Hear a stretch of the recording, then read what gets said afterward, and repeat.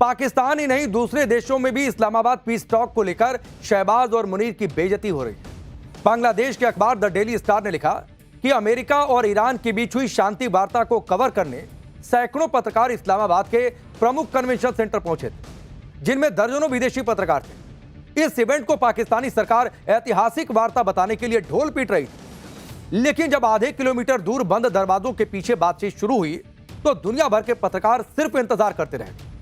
उनके पास कवर करने के लिए कुछ नहीं था।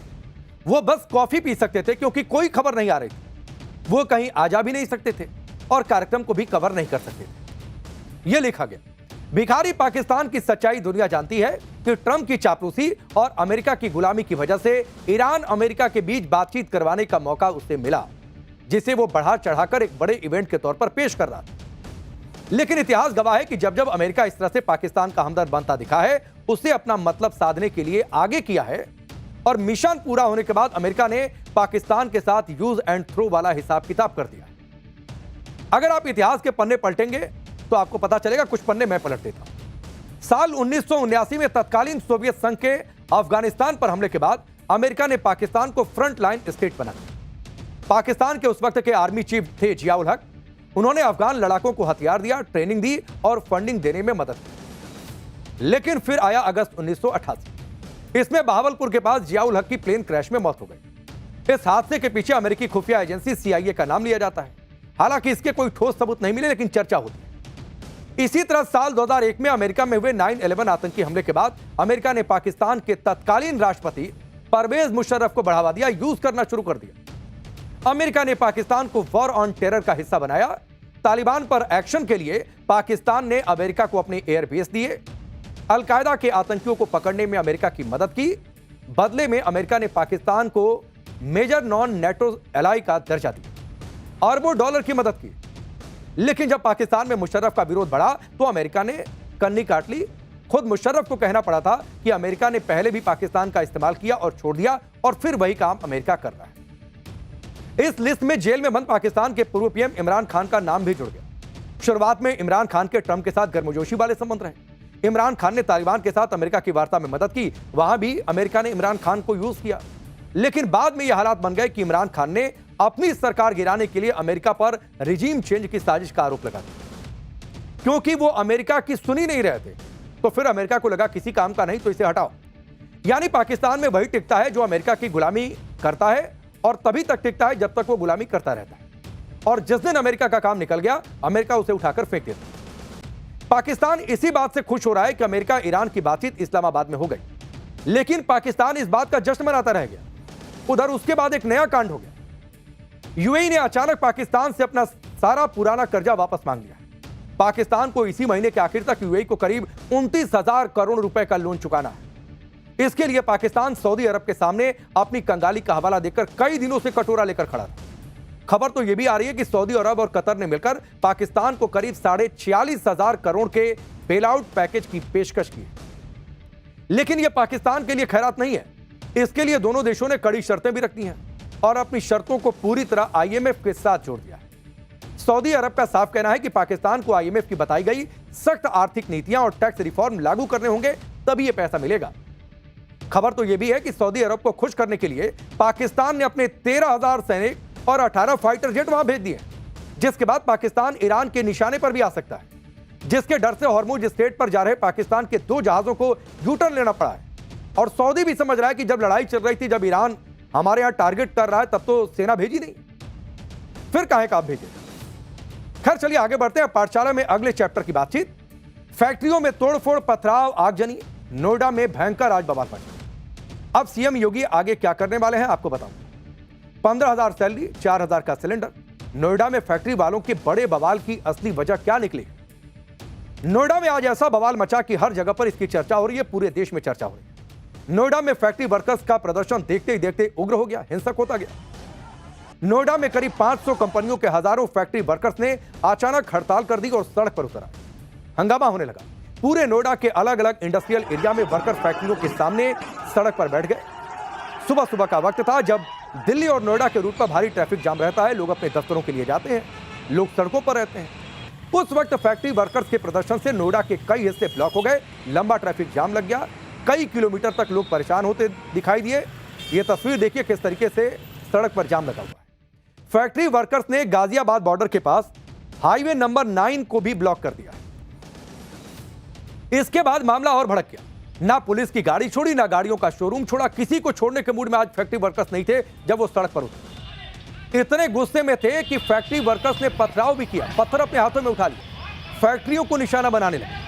सड़क पर गाड़ियां खड़ी थी, उनमें आग लगा दी, उन्हें फूंक डाला। श्रमिकों के इसी गुस्से को शांत करने में पुलिस के पसीने छूट गए। नोएडा में दिन भर माहौल गर्म रहा, लेकिन सवाल यह है कि आमतौर पर शांत रहने वाला नोएडा आज अचानक आखिर कैसे सुलग गया। और सवाल यह भी है कि क्या इस प्रदर्शन के पीछे कोई साजिश है जिसकी चर्चा हो रही है। सीएम योगी ने इस पर क्या कहा है, कैसे इस पर सियासत हो रही है, अखिलेश यादव ने क्या कह दिया है, यह सब आपको बताऊंगा। योगी सरकार ने इस प्रदर्शन को लेकर क्या एक्शन लिया है, यह सब कुछ आपको बताएंगे। लेकिन पहले नोएडा में आज हुए इस बवाल का एक ट्रेलर आप देखिए।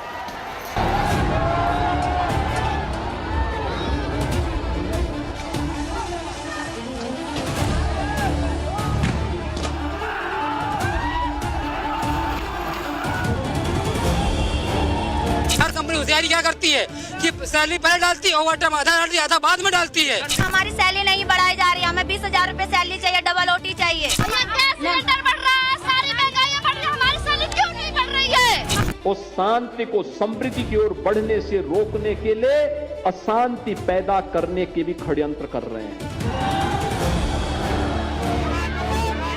सरकार की इसमें कमी ये है कि जब मजदूर अपनी मांग को लेकर के आए तो सरकार ने सुनवाई क्यों नहीं की, सरकार ने बातचीत का रास्ता क्यों नहीं निकाला।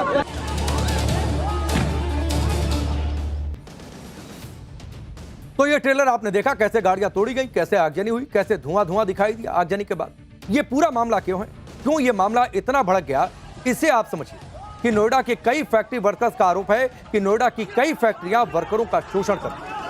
लेबर लॉ का पालन नहीं किया जाता, जो सरकार ने नियम कानून तय किए हैं मजदूरों के लिए। मजदूरों को कई तरह से परेशान किया जाता है। इन्हीं सब बातों को लेकर वर्कर गुस्से में थे। वेतन में बढ़ोतरी समेत ऐसी 4 मांगे थी जिसे मनवाने के लिए वर्कर सड़े थे और सड़क पर उतरे हुए। फैक्ट्री वर्कर्स की पहली मांग यह थी कि न्यूनतम वेतन लागू किया जाए जो तय, और हर मजदूर को कम से कम 26,000 रुपए महीने सैलरी दी जाए। फैक्ट्री वर्कर्स की दूसरी मांग थी कि फैक्ट्रियों में वर्क आवर तय हो, यानी काम के घंटे तय हो और उसका कड़ाई से पालन।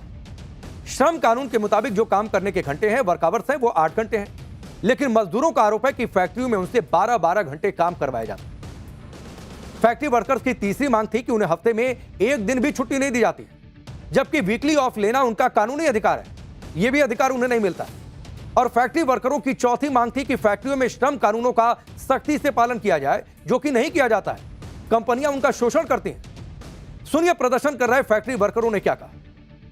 हमारी सैलरी नहीं बढ़ाई जा रही है, हमें 20,000 रुपए सैलरी चाहिए, डबल ओटी चाहिए। हमारी 12 घंटे कंपनी चलती है, 9,500 रुपए सैलरी है। गैस महंगाई इतनी, हम क्या करेंगे? हमें आज तक ओवर टाइम का भी नहीं पता कि हमें कितना मिलता है। अगर छुट्टी करें तो 4 दफे हमें घुमाता है कि वहाँ जाओ, क्यों छुट्टी चाहिए, क्यों नहीं चाहिए। हम बीमार पड़ते तो हमें गेट पास। हमारा भी यहाँ 10 साल हो गया सैलरी का, आज का वर्कर का भी उतना ही है, 10 साल का भी उतना ही, सैलरी का भी नहीं बढ़ाता है। सैलरी के लिए मीटिंग लगाता हूँ, वो लोग आवाज दबा देता है। तो सिलेंडर बढ़ रहा है, सारी महंगाई बढ़ रही है, हमारी सैलरी क्यों नहीं बढ़ रही है? हमारी सैलरी बढ़ रही है, हमारी सैलरी बढ़ी नहीं। क्या है? हमें ओटी डबल चाहिए, हमें 8 घंटा की 20,000 सैलरी चाहिए। में काट लेते हैं गेट पास में, सैलरी काट लेते हैं, संडे 3 महीने मैम मैं कंपनी में लाइन पे काम करता हूँ।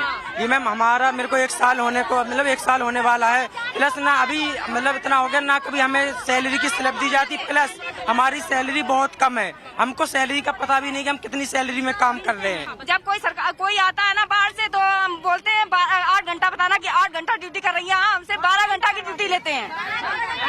12 घंटा ड्यूटी करवाते हैं। कोई दिक्कत तकलीफ होती है कि मांग लो गेट पास, मांग लो गेट पास भी नहीं। आप सोचिए फैक्ट्री वर्कर्स में कितना गुस्सा था। अधिकतर आपको युवा दिखाई दे रहे हैं कि सैलरी तय नहीं है, काम के घंटे ज्यादा हैं। बाहर से कोई आता है तो कहा यह जाता है कि पहले से निर्देश है कि बताना कि 8 ही घंटे काम करवाया जाता है। नोएडा में दरअसल बवाल के पीछे जो कारण थे उस पर सरकार ने बातचीत भी हुई, लेकिन नोएडा में मजदूरों की जो सबसे बड़ी मांग थी उसी पर बात नहीं बन पाई, और वो मांग थी सैलरी बढ़ाने की बात। इसके अलावा नोएडा प्रशासन की मौजूदगी में फैक्ट्री मालिकों ने मजदूरों की लगभग सभी मांगे मान ली, और क्या कुछ बातचीत हुई है वो आपको बताता हूं। श्रमिकों ने कहा कि उन्हें ओवरटाइम की डबल दिहाड़ी चाहिए। उनकी ये मांग मान ली गई। मजदूरों ने कहा कि उन्हें सैलरी लेट मिलती है, तो तय ये हो गया कि हर महीने की 10 तारीख तक डेडलाइन होगी सैलरी दे देनी। मजदूरों ने कहा कि उन्हें उनकी सैलरी का कोई हिसाब किताब नहीं दिया जाता है। मतलब अगर सैलरी में कटौती हुई तो कितनी हुई, क्यों हुई, इसकी कोई जानकारी नहीं दी जाती है। तो इसका भी रास्ता निकला और तय कर दिया गया कि हर श्रमिक को सैलरी स्लिप दी जाएगी, जिसमें पूरा ब्यौरा होगा, सैलरी कितनी, क्यों कटी, क्या हुआ, पूरी डिटेल दी जाएगी। मजदूरों ने बोनस की बात उठाई तो गौतम बुद्ध नगर के डीएम ने कंपनियों को आदेश दिया कि कंपनियां 30 नवंबर तक हर हाल में श्रमिकों को दिवाली बोनस दे दिया करें। इन मांगों को लेकर नोएडा में सड़क पर उतरे वर्कर्स का क्या कुछ कहना था, वो भी आप सुनिए। इस वक्त हम नोएडा सेक्टर 62 में खड़े हैं, जहां पे तमाम मजदूर सड़कों पे उतरे हुए हैं अपनी मांगों को लेकर। और आप देखिए किस तरीके से मजदूर जो है इन्होंने पूरा इंडस्ट्रियल एरिया को इस वक्त जाम किया है और सारी फैक्ट्री जो है वो इस वक्त बंद हो चुकी है। सभी फैक्ट्रीज के मजदूर वापस जा रहे हैं और अधिकतर मजदूर सड़कों पर नजर आ रहे हैं जो प्रदर्शन कर रहे हैं। क्या मांग है आप लोगों की, किस मांग को लेकर उतरे हैं? कि मैं देखो एक कंपनी में जॉब कर रहा हूँ सर, यहाँ के लोकल के मकान मालिक है, 5,000-6,000 रुपए में कमरा मिल रहा है और प्लस 3,000 रुपए का सिलेंडर मिल रहा है। सैलरी मेरी 12-13,000 रुपए, उससे हमारा क्या गुजारा होगा, क्या प्राइवेट बच्चों को पढ़ाऊंगा। और यहाँ लोकल में अगर फर्स्ट क्लास में बच्चों को पढ़ा रहे हैं उसकी नॉर्मल फीस है 1200-1300 रुपए है पर मंथ, और अगर ट्यूशन तो पढ़ा ही नहीं सकता हूँ जब इतना सैलरी कम मिलेगी। इसलिए मांग कर रहे हैं, इतनी महंगाई, अब 400-500 रुपए किलो गैस है, अब पेट्रोल भी है, रूम किराया भी ज्यादा है, अब 6,000 रुपए रूम किराया, बताओ। तो लोगों की चिंता है, वर्कर की चिंता है कि पैसा बहुत कम है, नोएडा में रहने का खर्चा और लिविंग ऑफ कॉस्ट, तो ये मेंटेन कैसे हो। लेकिन सवाल यह है कि जब एक तरफ बातचीत हुई, कई बातें मानी गई, तो फिर यह बवाल इतना आगे कैसे बढ़ गया, कैसे इतना बवाल उग्र हो गया। इसका सच जानने के लिए सरकार ने जांच शुरू कर दी है। नोएडा बवाल को लेकर क्या कुछ अपडेट है आपको आगे बताऊंगा, लेकिन पहले देखिए कि आज नोएडा में कैसे बवाल, आगजनी, पत्थरबाजी, तोड़फोड़, सब कुछ हो गया। 50 से ज्यादा गाड़ियों में तोड़फोड़ हो गई, आगजनी हो गई। उग्र प्रदर्शन के दौरान नोएडा के सेक्टर 63 में भीड़ ने एक कार शोरूम में 35 कारों को कबाड़ बना दिया। करीब 150 लोगों की भीड़ ने कार शोरूम में घुसकर 30 गाड़ियों में तोड़फोड़ कर दी और शोरूम के बाहर खड़ी 5 गाड़ियों में आग लगा दी, उन्हें आग के हवाले कर दिया। आप ये देखिए कैसे गाड़ियों का सिर्फ ढांचा रह गया, आग लगने के बाद सब कुछ सुहा हो गया। नोएडा में जो भी बवाल हुआ, क्या उसमें कोई साजिश भी हो सकती है? क्योंकि नोएडा में मजदूरों का प्रदर्शन 4 दिन पहले यानी 10 अप्रैल से चल रहा था, फिर आज अचानक कैसा क्या हुआ कि उग्र हो गया। पिछले 3 दिनों तक यह प्रदर्शन शांतिपूर्वक तरीके से चल रहा था। 10 अप्रैल को सबसे पहले रिचा ग्लोबल कंपनी के मजदूरों ने विरोध शुरू किया था, जिसके बाद नोएडा प्रशासन फैक्ट्री मालिकों और मजदूरों के बीच बैठकर बीच का रास्ता निकाल रही थी। लेकिन पहली मीटिंग में फैक्ट्री मालिकों और मजदूरों के बीच बात नहीं बन पाई। आमतौर पर होता भी है कि जल्दी बात नहीं बनती है। इसके बाद फैक्ट्री मालिकों के साथ शनिवार को दोबारा बैठक हुई। इस बैठक में बोनस देने, वीक ऑफ देने, ओवर टाइम के पैसे देने और छुट्टी के दिन बुलाने पर डबल दिहाड़ी देने की बात पर सहमति बन चुकी थी। इसके बाद रविवार को मामला शांत रहा, छुट्टी का दिन भी था, मजदूर भी शांति से फैक्ट्रियों में काम करते रहे। लेकिन हफ्ते का पहला दिन आया, सोमवार आया, तो सुबह से ही नोएडा में ऐसी आग लगी कि किसी के रोके नहीं रुकी। और शायद यही वजह है कि सीएम योगी ने आज कह दिया कि कुछ लोग अशांति फैलाने की कोशिश कर रहे हैं। उन्होंने श्रमिकों से शांत रहने की अपील की, सुनिए। कुछ लोग उस शांति को समृद्धि की ओर बढ़ने से रोकने के लिए अशांति पैदा करने के भी षड्यंत्र कर रहे हैं। मैं अपील करूंगा सभी औद्योगिक इकाइयों में कार्यरत कार्मिकों से और औद्योगिक इकाइयों में कार्यरत श्रमिकों से भी, याद करिए ये डबल इंजन की सरकार आपके साथ कैसे खड़ी होती है। कोरोना कालखंड में आपने देखा होगा, जब कोरोना की परवाह के बगैर हमारी सरकार ने कार्मिकों को सबके लिए अपनी गाड़ियां उपलब्ध करवाई, उनको क्वारंटीन सेंटर में रखवाने की व्यवस्था की, उनके लिए सभी प्रकार की फ्री सुविधा उपलब्ध करवा करके उनको उनके घरों तक पहुंचाने का काम किया। नोएडा में आज बवाल के पीछे जिन लोगों का हाथ है, उनकी धरपकड़ भी शुरू कर दी गई है। आप देखिए कि अब तक 60 लोगों को इस मामले में गिरफ्तार किया जा चुका है। 200 से ज्यादा लोगों को हिरासत में लेकर पूछताछ की जा रही है। सोशल मीडिया पर अफवाह फैलाने वाले 2 हैंडल्स के खिलाफ भी एफआईआर दर्ज की जा रही है। डीजीपी राजीव कृष्णा ने बताया कि भड़काने वाले तत्वों को चिन्हित किया जा रहा है। वर्करों की भीड़ में बाहरी तत्वों के शामिल होने का भी शक है, जो आमतौर पर भीड़ के दौरान ऐसे प्रदर्शनों में होता है। इसीलिए पुलिस उन्हें भी चिन्हित कर रही है। उन्होंने बताया कि बवालियों के खिलाफ कड़ा एक्शन लिया जाएगा। नोएडा में बवाल के पीछे सीएम योगी ने principal secretary labour Shanmuga Sundaram को तुरंत नोएडा पहुंचने का आदेश दे दिया है, जिसके बाद वो लखनऊ से रवाना भी हो गए। तो वहीं सीएम योगी ने एक हाई लेवल जांच कमेटी बना दी है। यह कमेटी वर्करों से बात कर शासन को उनकी मांगों की जानकारी देगी, जिसके बाद आगे का फैसला लिया जाए। हालांकि अखिलेश यादव ने नोएडा में मचे बवाल को लेकर सरकार और प्रशासन को फेल करार दिया। उन्होंने कहा कि जब मजदूर अपनी मांग को लेकर आए तो सरकार ने उनकी सुनवाई क्यों नहीं की, यह मामला इतना आगे कैसे बढ़ा। उनका कहना था कि कोर्ट से लेकर दूसरे राज्यों में जब मजदूरों का वेतन बढ़ गया तो उत्तर प्रदेश की सरकार ने मजदूरों का वेतन क्यों नहीं बढ़ाया। सुनिए। आज जो नोएडा में आज देखने को मिला है, जहां तमाम गाड़ियां जला दी गई और पुलिस को भी भागना पड़ गया वहां से। सुनने में आ रहा है कि पुलिस की गाड़ी भी पलटा दी गई। बड़े पैमाने पे मजदूर अपनी मांग पहले से करते रहे हैं। पूरी जिम्मेदारी प्रशासन की है, सरकार की है, और सरकार की इसमें कमी ये है कि जब मजदूर अपनी मांग को लेकर के आए तो सरकार ने सुनवाई क्यों नहीं की। कोर्ट से लेकर के या अन्य प्रदेशों में भी मजदूरों का जब वेतन बढ़ गया, मजदूरों को राहत दी इस महंगाई में, तो उत्तर प्रदेश की सरकार पीछे क्यों? सरकार ने बातचीत का रास्ता क्यों नहीं निकाला? नोएडा में जो बवाल हुआ उसका हरियाणा से भी कनेक्शन है। दरअसल हरियाणा सरकार ने अपने यहां वर्करों की सैलरी बढ़ाने का ऐलान कर दिया, जिसके मुताबिक हरियाणा में वर्कर्स की 3 कैटेगरी बनाई गई है। अकुशल जो वर्कर्स हैं, यानी जो बहुत ज्यादा कुशल नहीं है, उनको न्यूनतम वेतन 15,220 रुपए दिए जाएंगे।